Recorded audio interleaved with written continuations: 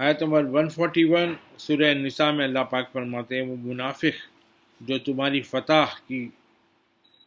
فتح و شکست کی طاق میں رہتے ہیں، پھر اگر تمہیں اللہ کی طرف سے فتح مل جائے، وکٹری ہو جائے، تو کہتے ہیں کہ کیا ہم تمہارے ساتھ نہ تھے؟ جھوٹ بولتے ہیں، آ کے بولتے ہیں ہم تو تمہارے ساتھ ہی تھے۔ اگر کافروں کو ظاہری فتح میں سے کچھ حصہ مل گیا تو ان سے کہتے ہیں کیا ہم تم پر غالب نہیں ہو گئے تھے، اور اس کے باوجود کیا ہم نے تمہیں مسلمانوں کے ہاتھوں نقصان سے نہیں بچایا تھا؟ یا کہ وہ لوگ بولتے ہیں اپوزٹ پارٹی، بس اللہ تمہارے درمیان قیامت کے دن فیصلہ فرمائے گا، اور اللہ کافروں کو مسلمانوں پر غلبہ پانے کی ہرگز کوئی راہ نہیں دے گا۔ آیت نمبر 142 میں اللہ پاک فرماتے ہیں بے شک منافق بزعم خویش، یعنی اللہ کو دھوکہ دینا چاہتے ہیں۔ منافق جو ہے حقیقت میں اللہ کو دھوکہ دینا چاہتے ہیں، حالانکہ وہ انہیں اپنے ہی دھوکے کی سزا دینے والا ہے، اور جب وہ نماز کے لیے کھڑے ہوتے ہیں تو سستی کے ساتھ محض لوگوں کو دکھانے کے لیے کھڑے ہوتے ہیں، اور اللہ کو یاد بھی نہیں کرتے مگر تھوڑا۔ آیت نمبر 143 میں اللہ پاک فرماتے ہیں اور ان کفر اور ایمان کے درمیان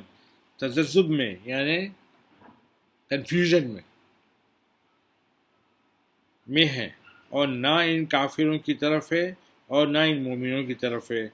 اور جسے اللہ گمراہ ٹھہرا دے تو آپ ہرگز اس کے لیے کوئی ہدایت کی راہ نہ پائیں گے۔ آیت نمبر 144 میں اللہ پاک فرماتے ہیں اے ایمان والو، مسلمانوں کے سوا کافروں کو دوست نہ بناؤ، کیا تم چاہتے ہو کہ نافرمانوں کی دوستی کے ذریعے اپنے خلاف اللہ کے صریح حجت قائم کر لو، یعنی کمپلیٹ اللہ کے خلاف کوئی حجت، کوئی ایک ایسا فیصلہ کر لو۔ آیت نمبر 145 میں اللہ پاک فرماتے ہیں بے شک منافق لوگ دوزخ کے سب سے نچلے درجے میں ہوں گے، اور آپ ان کے لیے ہرگز کوئی مددگار نہ پائیں گے۔ آیت نمبر 146 میں اللہ پاک فرماتے ہیں مگر وہ لوگ جنہوں نے توبہ کر لی اور سدھر گئے، اور انہوں نے اللہ سے مضبوط تعلق جوڑ لیا، اور انہوں نے اپنا دین اللہ کے لیے خالص کر لیا، تو یہ مومنوں کی سنگت میں ہوں گے، اور عنقریب اللہ مومنوں کو عظیم اجر عطا فرمائے گا۔ آیت نمبر 147 میں اللہ پاک فرماتے ہیں اللہ تمہیں عذاب دے کر کیا کرے گا اگر تم شکر گزار بن جاؤ اور ایمان لے آؤ، اور اللہ ہر حق کا قدر شناس ہے، یعنی ہر حق پرست جو لوگ رہتے ہیں ان کی قدر کرتا ہے اللہ تعالیٰ، اور ہر عمل کا خوب جاننے والا ہے۔ آیت نمبر 148 میں اللہ پاک فرماتے ہیں اللہ کسی کی بری بات کا بآواز بلند ظاہراً و علانیتاً کہنا پسند نہیں فرماتا۔ اللہ تعالیٰ کسی کی بھی بری بات ہے اس کا راز آگے زور سے ظاہر میں یا علانیہ کہنا پسند نہیں کرتا، سوائے اس کے کہ جس پر ظلم ہوا ہو۔ اگر کسی پر ظلم کرا تو انہیں بول سکتا کہ یہ کیا کرا، اے ظالم کا ظلم آشکار، اسے ظالم کا ظلم آشکار کرنے کی اجازت ہے، یعنی ظالم جو ظلم کرا ان کے اوپر وہ دکھانے کی اس کو اجازت ہے مظلوم کو، اور اللہ خوب سننے والا اور جاننے والا ہے۔ آیت نمبر 149 میں اللہ پاک فرماتے ہیں اگر تم کسی کار خیر کو ظاہر کرو یا اسے چھپا کے رکھو یا کسی کی برائی سے درگزر کرو تو بے شک اللہ بڑا معاف فرمانے والا اور بڑی قدرت والا ہے۔ آیت نمبر 150 میں اللہ پاک فرماتے ہیں بلا شبہ جو لوگ اللہ اور اس کے رسولوں کے ساتھ کفر کرتے ہیں اور چاہتے ہیں کہ اللہ اور اس کے رسولوں کے درمیان تفریق کریں، الگ الگ کر دیں، جدا جدا کر دیں، لا نفرق بول کے پڑھتے نا پڑھ، یعنی ہم کوئی فرق نہیں کرتے، تو اگر کریں تو کیا بولے اللہ تعالیٰ اور کہتے ہیں کہ ہم بعض کو مانتے ہیں اور بعض کو نہیں مانتے ہیں. سمجھے آپ؟ اگر رسولوں میں بعض کو مانتے ہیں بعض کو نہیں مانتے، فرق کرتے ہیں اور چاہتے ہیں کہ اس ایمان و کفر کے درمیان کوئی راستہ نکال لیں. رسولوں کو الگ الگ کر کے اس کو مانتے اس کو نہیں مانتے بول کے کوئی بیچ کا راستہ نکال لینا چاہتے ہیں لوگ. آیت نمبر 151 میں اللہ پاک فرماتے ہیں ایسے ہی لوگ در حقیقت کافر ہیں اور اللہ نے کافروں کے لیے رسوا کن عذاب تیار رکھا ہے. آیت نمبر 152 میں اللہ پاک فرماتے ہیں اور جو لوگ اللہ اور اس کے سب رسولوں پر ایمان لائے اور ان پیغمبروں میں سے کسی کے درمیان ایمان لانے میں فرق نہ کیا تو عنقریب وہ انہیں ان کے اجر عطا فرمائے گا اور اللہ بڑا بخشنے والا نہایت مہربان ہے. کیونکہ سب رسولوں کا تو ایک ہی مقصد تھا نا، لا الہ الا اللہ. سارے رسول یہی بات لے کے آئے تھے. اب اس میں سے بیچ کا راستہ کیا نکلے گا؟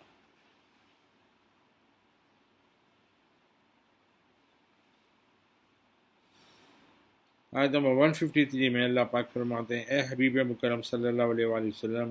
آپ سے اہل کتاب سوال کرتے ہیں کہ آپ ان پر آسمان سے ایک ہی دفعہ پوری لکھی ہوئی کوئی کتاب اتار لائے. اب یہ جو وہی آتی ہے الگ الگ سورہ آتے ہیں نا، وہ نہیں، پوری کتاب کمپلیٹ ایک کمپائلڈ بک جو نا اللہ آسمان سے اتری ہوئی لکھا ہوا چاہتے ہیں وہ. تو وہ موسیٰ علیہ السلام سے اس سے بھی بڑا سوال کر چکے ہیں. انہوں نے کہا تھا کہ ہمیں اللہ کی ذات کھلم کھلا دکھا دو. یہ تو صحیح بڑا سوال ہے. بس ان کے اس ظلم یعنی گستاخانہ سوال کی وجہ سے انہیں آسمانی بجلی نے آنکھیں پکڑا تھا اور جس کی وجہ سے وہ مر گئے تھے. پھر موسیٰ علیہ السلام دعا سے زندہ ہوئے. پھر انہوں نے بچڑے کو اپنا معبود بنا لیا. اس کے بعد کہ ان کے پاس حق نشاندہی کرنے والی واضح نشانیاں آ چکی تھی، پھر اللہ نے اس جرم سے بھی درگزر کر دیا، معاف کر دیا، اور ہم نے موسیٰ علیہ السلام کو ان پر واضح غلبہ عطا فرما دیا. موسیٰ علیہ السلام کلیئرلی ان کے اوپر ڈومیننٹ ہو گئے تھے. آیت نمبر 154 میں اللہ پاک فرماتے ہیں اور جب یہود تورات کے احکام سے پھر انکاری ہو گئے اور ہم نے ان سے پکا وعدہ لینے کے باوجود کوہ طور کو ان کے اوپر اٹھا کر معلق کر دیا اور اللہ نے ان سے فرمایا کہ تم اس شہر کے دروازے یعنی باب ایلیا میں سجدہ شکر کرتے ہوئے داخل ہونا، اور ہم نے ان سے مزید فرمایا کہ ہفتے کے دن مچھلی کی شکار کی ممانعت کا حکم ہے. ہفتے کے دن مچھلی کا شکار نہیں کرنا، اس میں بھی تجاوز نہ کرنا، اور اللہ نے ان سے بڑا تاکیدی وعدہ لیا تھا. ریپیٹ کرتے ہوئے، بار بار ریپیٹ کرتے ہوئے، تاکید کرتے ہوئے وعدہ لیا تھا. آیت نمبر 155 میں اللہ پاک فرماتے ہیں بس انہیں جو سزائیں ملی ان کی اپنی وعدہ توڑنے پر اور اللہ کی آیتوں سے انکار کی وجہ سے اور نبیوں کو ناحق قتل کر ڈالنے کی وجہ سے، نیز ان کی اس بات کی وجہ سے کہ ہمارے دلوں پر غلاف چڑھے ہوئے ہیں. ایسی باتیں بھی کرتا تھا اور حقیقت میں ایسا نہ تھا، بلکہ اللہ نے ان کے کفر کی وجہ سے ان کے دلوں پر مہر لگاتی تھی، سو وہ چند ایک کے سوا ایمان نہیں لائیں گے. آیت نمبر 156 میں اللہ پاک فرماتے ہیں اور مزید یہ کہ ان کے اس کفر اور قول جو بات کرتے ہیں اس کی وجہ جو انہوں نے مریم علیہ السلام پر زبردست بہتان لگا دیا تھا. آیت نمبر 157 میں اللہ پاک فرماتے ہیں اور ان کے پاس کہنے یعنی فخریہ دعوے کی وجہ سے بھی کہ اللہ نے اللہ کے رسول مریم علیہ السلام کے بیٹے عیسیٰ مسیح کو قتل کر ڈالا ہے. یہ بھی جھوٹا دعویٰ تھا ان کا، حالانکہ انہوں نے نہ ان کو قتل کیا اور نہ انہیں سولی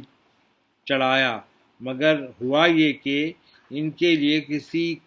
کو عیسیٰ علیہ السلام کا ہم شکل بنا دیا گیا اور اس کو ریپلیس کر دیا گیا وہاں پہ، جس کو سولی چڑھایا گیا۔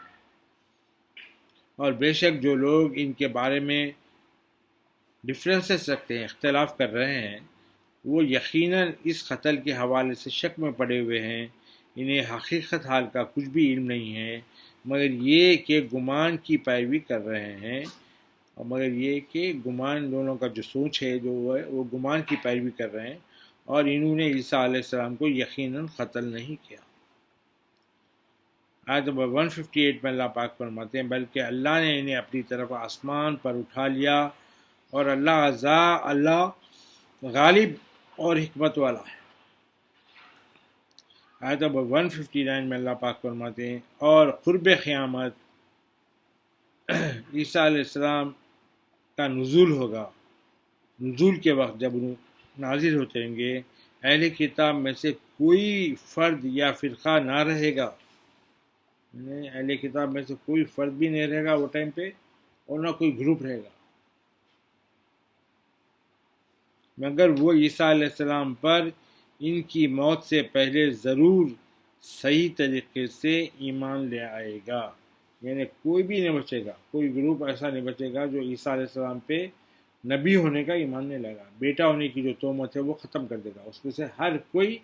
سیدھی طرف سے ایمان لا لے گا، کوئی نہیں بچے گا۔ اور قیامت کے دن عیسیٰ علیہ السلام ان پر گواہ ہوں گے۔ آیت نمبر 160 میں اللہ پاک فرماتے ہیں، پھر یہودیوں کے ظلم ہی کی وجہ سے اللہ نے ان پر کئی پاکیزہ چیزیں حرام کر دی جو پہلے ان کے لیے حلال کی جا چکی تھی، اور اس وجہ سے بھی کہ وہ لوگوں کو اللہ کے راستے سے بکثرت روکتے تھے۔